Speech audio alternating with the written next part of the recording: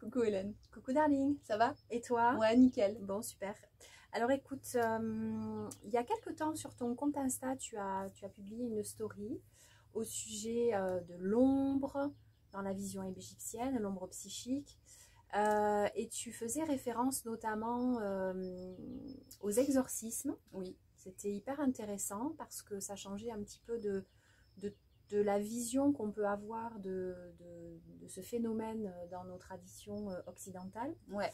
Et du coup, est-ce que tu pourrais nous expliquer un petit peu quelle est déjà à quoi correspond cette ombre dans la vision égyptienne et de quelle manière est-ce que ça diffère peut-être de ce que nous, on peut comprendre de cette vision de l'ombre dans notre vision, Dans notre culture. ouais, dans notre culture.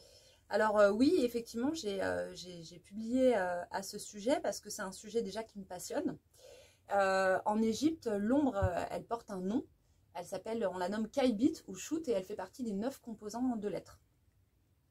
Et cette ombre, on pourrait en fait la ramener à l'inconscient. En fait, elle va être porteuse d'énormément d'informations et surtout d'une charge énergétique énorme. Donc, cette ombre, c'est Jung, d'ailleurs, Carl Gustav Jung, qui parle de l'archétype de l'ombre. Et je trouve que c'est justement très intéressant par rapport à la vision égyptienne et qui parle de cet archétype qui peut même devenir autonome. Et donc, l'ombre, en fait, elle va contenir en elle et se former par rapport à tout ce qu'on va refouler dans notre enfance et tout au long de notre vie en fonction de notre éducation, en fonction des normes sociétales, des injonctions sociétales ou voilà, au sein d'une famille, d'une fratrie, etc. Et donc en fait, généralement, cette ombre, en fait, elle contient des choses qui ne sont pas vues, donc qui ne sont pas ramenées au conscient, donc qui sont inconscientes. Donc elle forme en fait dans la psyché, l'inconscient de la personne. Et dans la vision égyptienne, c'est hyper intéressant parce que dans notre tradition en fait occidentale, dans nos traditions occidentales, on a tendance à ramener l'ombre à quelque chose de très négatif parce qu'on est dans une société et puis qui est très dualiste et très manichéenne.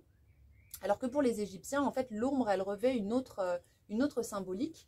Elle est porteuse aussi de quelque chose qui est plutôt positif et extrêmement spirituel, c'est-à-dire que c'est dans l'ombre que va se cacher aussi la lumière intérieure.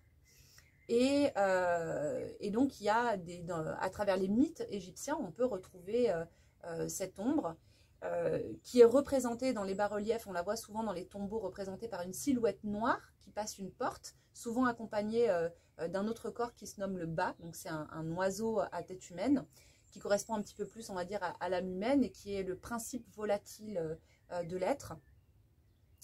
Et donc, cette ombre dans les mythes, elle est représentée souvent par le dieu Seth, qui pourrait être un des archétypes de l'ombre.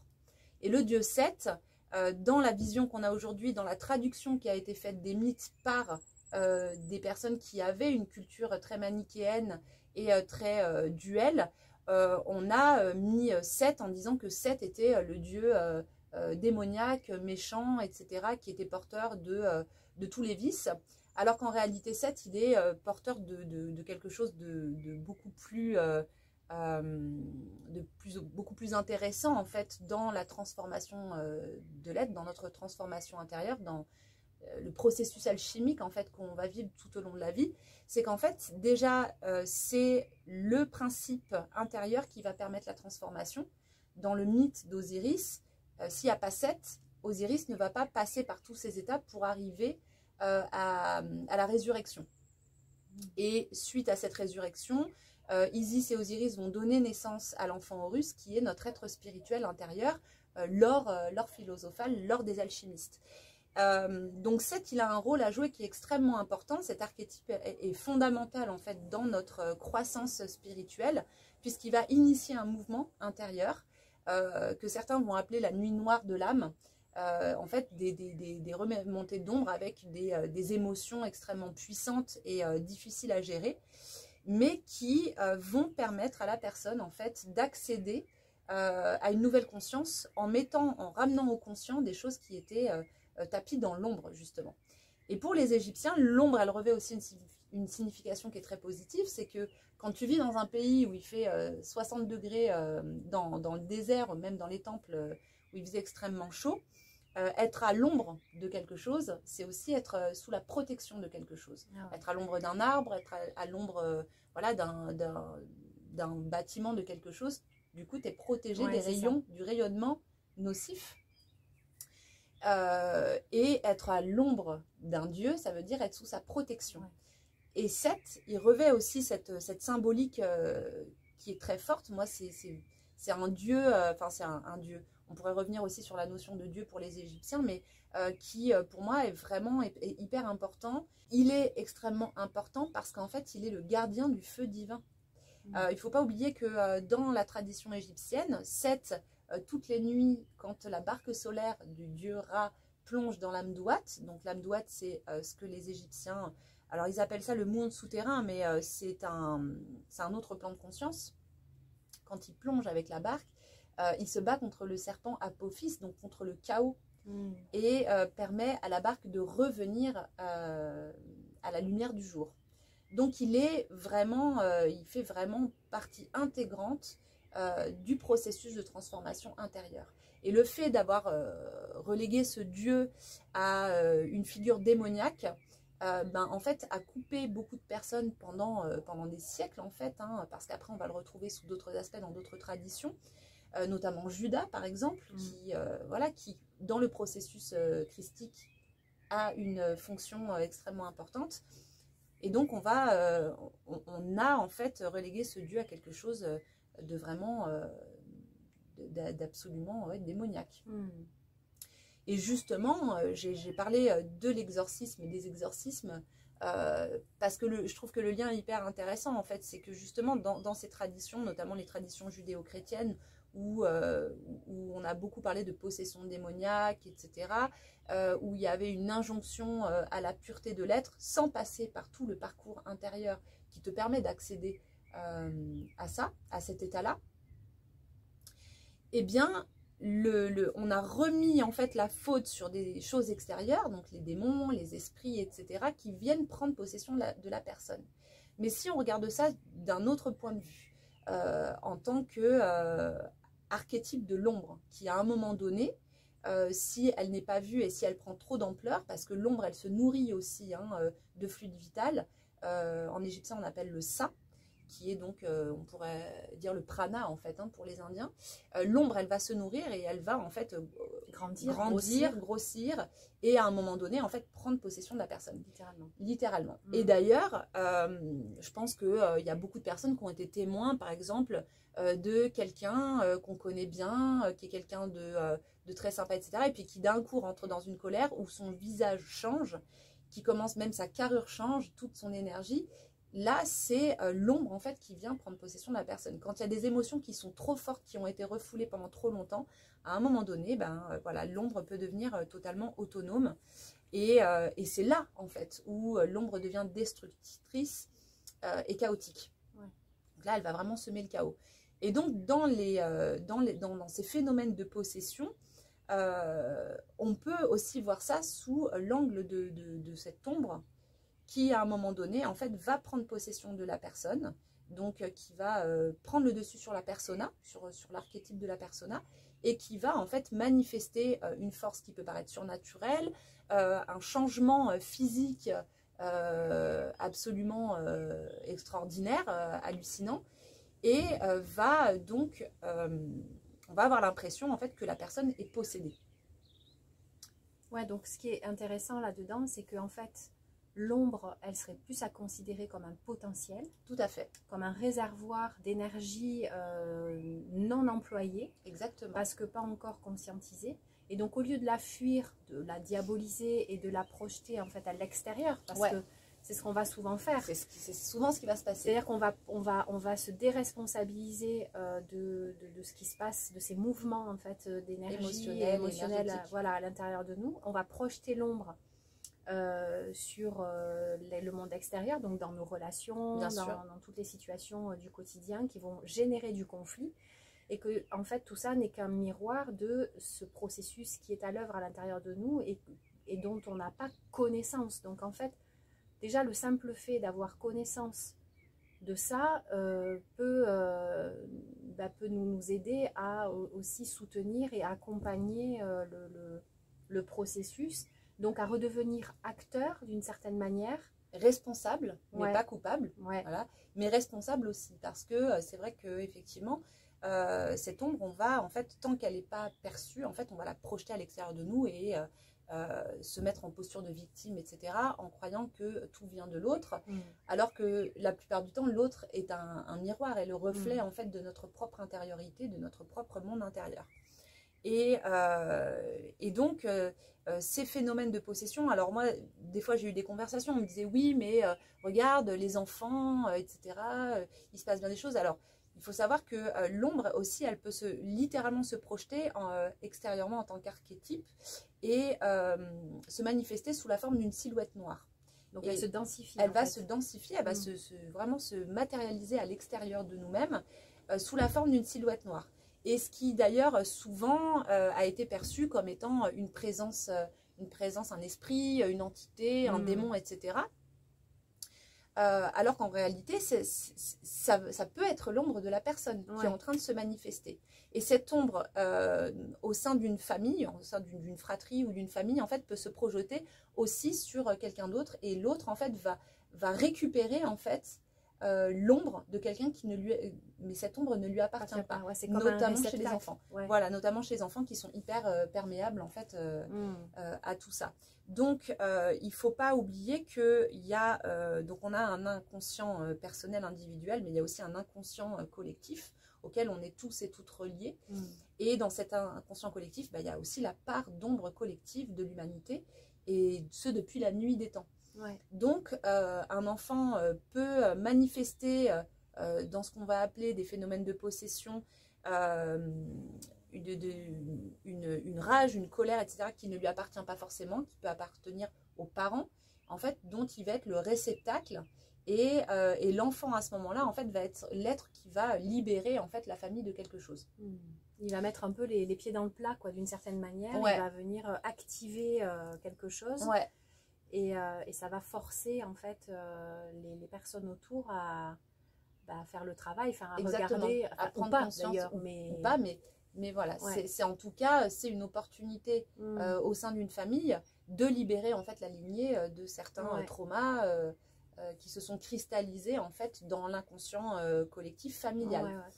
Et je me pose une question en t'écoutant, parce que du coup, Jung, il a théorisé pas mal de choses par rapport à tout ça, mais bon, Jung, c'est bien après les Égyptiens, mais c'est tellement...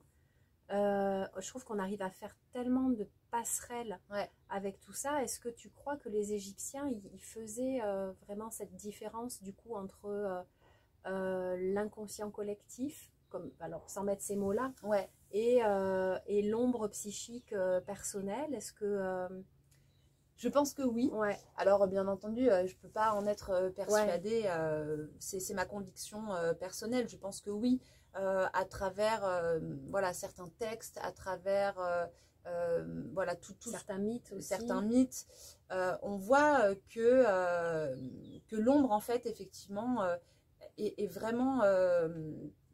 cet archétype, parce qu'en fait, il y a des bas-reliefs où il y a des représentations d'hommes ou de femmes avec leur double sous forme de cette ombre, en fait, à côté, et qui sont dans la même posture, exactement dans la même posture. Okay. Donc, en fait, on voit, en fait, que c'est le double, en fait, le shoot ou le caïbit de l'être qui est représenté, qui se trouve à ses côtés. Dans ces représentations, je pense que l'ombre, en fait, est sous sa forme d'allié. Et comme je disais tout à l'heure, Seth, il est aussi le gardien du feu divin. C'est un réservoir énergétique énorme. Et quand on fait ce travail, en fait, de plonger dans les ombres, à un moment donné, même si c'est un travail qui est extrêmement difficile, on perçoit que c'est là où se trouve notre lumière intérieure. Alors ça peut être sous plein de formes différentes. Moi, c'est passé par quelqu'un en particulier, où je me suis rendu compte, en fait, qu'à travers mon ombre, à travers certaines colères ou certaines choses, en fait, je comprenais, en fait, je pouvais comprendre l'autre et je pouvais ressentir, en fait, de l'amour au-delà du conflit. Ouais. Et donc, là, à ce moment-là, l'ombre, elle devient vraiment une alliée. Et l'ombre est aussi une protection psychique, notamment contre le vampirisme énergétique, puisque les personnes qui vont avoir une ombre qui va être très très forte, très puissante, et qui surtout n'est pas ramenée au conscient, vont avoir cette tendance à vampiriser autour d'elles. Alors, la plupart du temps, c'est un phénomène qui n'est pas conscient et je pense qu'à un moment donné, on a tous et toutes été le vampire de quelqu'un. Ouais. Voilà, ça fait partie aussi du chemin. Et en fait, la personne va pomper le fluide vital, le ça, que la personne, en fait, que l'autre va réceptionner par des sortes d'antennes, en fait, qu'on appelle le Ka en Égypte. Et va donc pomper cette énergie pour nourrir sa propre ombre. Voilà, ça nous est tous arrivé d'être en relation avec quelqu'un et quand on ressort, on se sent littéralement épuisé. Et donc, c'est souvent des personnes qui, voilà, soit sont dans des périodes difficiles, où il se passe vraiment quelque chose au niveau de l'inconscient qui a besoin d'être exprimé et que la personne n'entend pas forcément. Et la plupart du temps, ça se passe de manière inconsciente.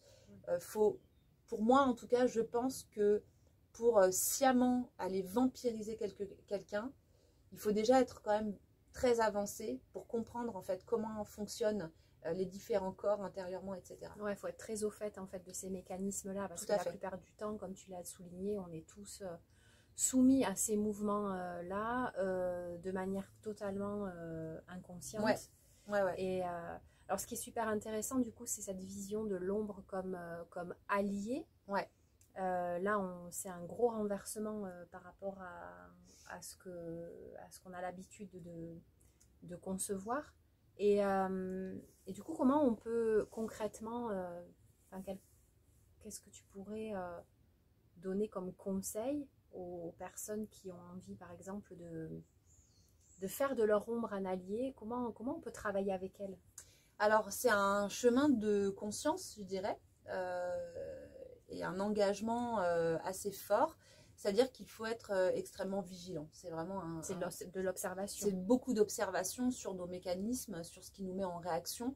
Et ce sont nos émotions en fait qui vont être le curseur en fait qui vont nous indiquer à quel moment est-ce que c'est notre ombre qui s'exprime. Et souvent en plus c'est des mécanismes qui sont tellement lointains, qui sont ancrés tellement profondément en nous, qui ont créé tous nos systèmes de croyances, qui ont créé tous nos systèmes de communication aussi avec l'autre, que c'est un travail de déconstruction énorme. Et d'ailleurs, la voie initiatique, on en parle beaucoup toutes les deux, c'est aussi ça en fait, hein, c'est ce chemin de conscience, de vigilance pour en fait démonter tous ces mécanismes qui sont à l'œuvre pour aller vraiment vers un être qui n'est plus soumis au conditionnement. Et en fait, du coup, c'est là qu'on se rend compte qu'il y a toujours un moment où l'ombre personnelle, en fait, se met en action. Ouais. Mais elle va toujours venir se télescoper avec l'ombre collective parce que dans la manière dont on peut réceptionner cette ombre-là et dont on va l'accueillir, on est souvent conditionné par une approche très psychologique qui en fait est plus contre-productive que aidante puisque on va tout de suite chercher à interpréter selon des patterns, selon des conditionnements qui ne sont pas forcément ajustés et adaptés en fait à ce que l'on vit intérieurement et qui est propre à notre fonctionnement intime. Et à notre histoire, ouais. Tout à fait. Et d'ailleurs, au sein du couple, le couple c'est quand même aussi le lieu, un lieu extraordinaire pour ce travail-là, de conscience, de chemin vraiment vers soi. Parce que déjà l'autre, à un moment donné, en tout cas quand on est sur cette voie, devient aussi un miroir de nos ombres. Et nous sommes aussi le miroir de ces ombres. Donc en fait, il y a deux ombres à ce moment-là qui communiquent. Et d'ailleurs, on est dans un couple, on n'est pas que deux êtres. Il y a aussi tous les archétypes qui nous composent, tous nos corps qui nous composent, qui vont simultanément en fait s'exprimer à travers divers événements. Et alors par exemple, si dans un couple, au sein d'un même couple, il y a un seul partenaire qui est conscient de ce phénomène et que l'autre ne le perçoit pas ou n'est pas en capacité de se l'approprier, qu'est-ce qui se passe? Alors, c'est une question intéressante parce que c'est une question que j'ai posée à mon thérapeute, justement, enfin, thérapeute, accompagnant, et qui, justement, en fait, m'expliquait que les ombres communiquent entre elles et que s'il y a une des deux personnes qui fait le travail, en fait, tu vas vraiment, la transformation intérieure qui va se faire en toi va forcément avoir un impact sur l'autre. Puisque tant que tu es dans un schéma de fonctionnement que l'autre te renvoie en miroir, si ce schéma s'effondre, qu'il n'y a plus de ce schéma de fonctionnement, il n'y a plus de miroir. L'autre n'a plus besoin de te renvoyer ça. Ouais. Donc en fait, tu t'apaises et chez toi, mais aussi chez l'autre. Et aussi pour toute la lignée familiale. Les enfants, tu libères aussi les enfants, tes propres enfants de oui, certaines donc choses. La lignée en amont et en aval, quoi. Finalement, exactement. Tu libères un petit peu le Nil du nord au sud, quoi, tu vois. Haute-Égypte, Basse-Égypte. Et du coup, est-ce que ça pourrait déboucher sur l'idée qu'il y a des ombres polarisées qui s'attirent les unes et les autres, en fait? C'est-à-dire que la personne avec laquelle tu te mets en couple, elle va avoir un type d'ombre qui va correspondre à la tienne de manière, alors duelle, mais du coup complémentaire. Tout à fait. Alors déjà, Todd qui est avec nous disait, voilà, il n'y a pas de hasard, il n'y a que des lois qu'on ignore. Ouais. Et effectivement, on ne va pas être avec quelqu'un, avec une personne par hasard. Ouais. On est avec elle parce qu'effectivement, en fait, il y a des résonances psychiques, énergétiques, émotionnelles qui vont se faire à l'insu de la conscience. Donc vraiment de manière inconsciente. Et là, pour le coup, effectivement, c'est l'ombre, en fait. Ce sont les deux ombres qui vont se rencontrer et dialoguer sur un plan subtil, on pourrait dire, et qui vont s'allier l'une à l'autre aussi pour pouvoir évoluer. Et donc, le but, en fait, de tout ce processus-là, c'est que chacun des partenaires, enfin, des personnes, récupère, en fait, son morceau manquant pour s'unifier, en fait, à sa propre conscience. À sa propre conscience. Ce travail, voilà, il est vraiment bien décrit dans le mythe osirien. C'est-à-dire que c'est un chemin de transformation intérieure, d'alchimie, en fait, intérieure, qui va nous mener à l'or philosophal qui est représenté par Horus l'enfant, donc qui va naître de l'union non charnelle, sur un autre plan entre Isis et Osiris. Et c'est vraiment cet enfant Horus, cet être spirituel dont on va accoucher, en fait, à un moment donné, auquel on va donner naissance. Donc, et effectivement, c'est un processus d'unification intérieure. C'est-à-dire qu'en fait, quand on va réunifier, en fait, certains corps énergétiques, deux corps, en fait, quand ils s'unifient, vont donner naissance à un troisième corps. Donc c'est le principe trinitaire qu'on connaît. Donc comme le masculin et le féminin, une fois qu'ils s'unifient, ils donnent naissance à l'être androgyne, à l'androgyne, qui est déjà contenu à l'état de potentiel en nous-mêmes, puisque déjà dans la conception dans l'utérus, pendant la conception du bébé, le bébé va passer par une phase où il va être androgyne, puisqu'il a les deux sexes. Les deux sexes qui, puis à un moment donné, vont se différencier. Voilà, qui vont se différencier. Donc, en fait, c'est quelque chose qu'on porte en nous et qui existe déjà, mais qui doit être réactualisé. Donc, en fait, on passe une vie à chercher ce qui est déjà là. Et cet être androgyne, en fait, va naître de l'union de nos polarités, en fait, opposées. Et donc là, c'est valable pour le masculin et le féminin, mais c'est aussi valable pour d'autres corps. Et l'ombre, quand elle va être remise au conscient et qu'elle va s'unir à la conscience, en fait, elle va donner naissance à un être qui va être lumineux, puisque notre lumière intérieure, en fait, se trouve au plus profond des ténèbres. Et d'ailleurs, Lucifer, on peut ramener à Seth, on peut vraiment faire le parallèle entre les deux, est dit comme étant le porteur de lumière. Okay. C'est très intéressant tout ça. N'est-ce pas? On adore. Est-ce que tu as envie de rajouter quelque chose par rapport à... Alors oui, j'aimerais bien ce rajouter processus? quelque chose parce que il y a en ce moment, je vois passer beaucoup de choses sur le shadow work, donc Ouais. le travail de l'ombre, beaucoup sur les réseaux sociaux, on en parle énormément, que ce soit sur YouTube, sur Instagram, nous on est principalement sur Instagram. Euh, et je dirais que le shadow work, c'est pas quelque chose qui est à faire à la légère parce que on est en relation avec des énergies qui sont extrêmement puissantes, qui sont très difficiles à gérer. Quand on fait un travail sur l'ombre, je pense qu'il est indispensable d'être accompagné de quelqu'un qui soit vraiment formé, qui puisse nous guider parce qu'il y a des moments qui sont très durs. Où l'ombre, en fait, il y a une résurgence de l'ombre qui se projette à l'extérieur dans tous les sens. C'est très très difficile à vivre. Et donc je pense que c'est vraiment important d'être bien, qu'il y ait un cadre thérapeutique. Alors ça peut passer par, voilà, par divers biais. Moi ça passe par une thérapie jungienne, hein, avec l'analyse des rêves, où justement on va regarder qu'est-ce que l'inconscient a besoin d'exprimer. Alors bon, moi c'est en relation en plus avec la tradition égyptienne,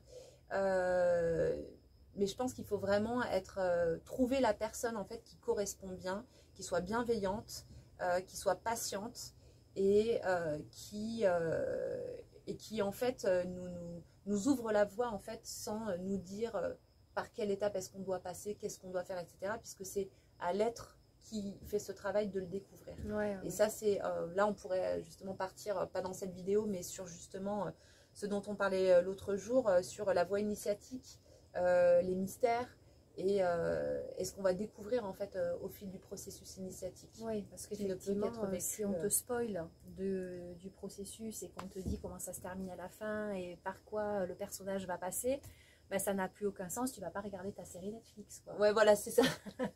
C'est ça. Si Ouais. on te spoil le truc, voilà, comme dans le cadre d'un rituel, si tu connais d'avance le rituel et ce qui va se passer, ça va pas du tout avoir la même portée symbolique, énergétique, émotionnelle. Enfin, Oui, bah oui, tu le désamorces complètement de son impact, de son potentiel magique. tout à fait. Ouais, ouais, tout à fait. Mais ça pourra faire le sujet d'une autre vidéo. Absolument. Tout à fait. Si ça vous plaît, dites-nous-le en commentaire. Ok, on a fini? Et bah ouais. Eh ben c'était très bien. Bah ouais. Ben, on a kiffé. On a kiffé, grave. J'espère que vous avez kiffé vous aussi. Voilà, si vous voulez d'autres vidéos de ce genre, n'hésitez pas à le dire en commentaire. On et a plein de sujets. Abonner à la chaîne. On a plein de sujets et il y aura aussi des vidéos sur la chaîne d'Hélène Huc, où elle vous parlera aussi de sa propre voix et des recherches qu'elle fait en relation beaucoup avec Marie-Madeleine et avec la gnose chrétienne. Et ce qui est intéressant, c'est que justement, on met toutes les deux en parallèle en fait ces deux traditions, donc la tradition égyptienne et la tradition gnostique chrétienne. Et on vous proposera bientôt, voilà, plein de choses ensemble. D'autres petites capsules. Voilà. Nespresso, non, vidéo. À bientôt. À bientôt.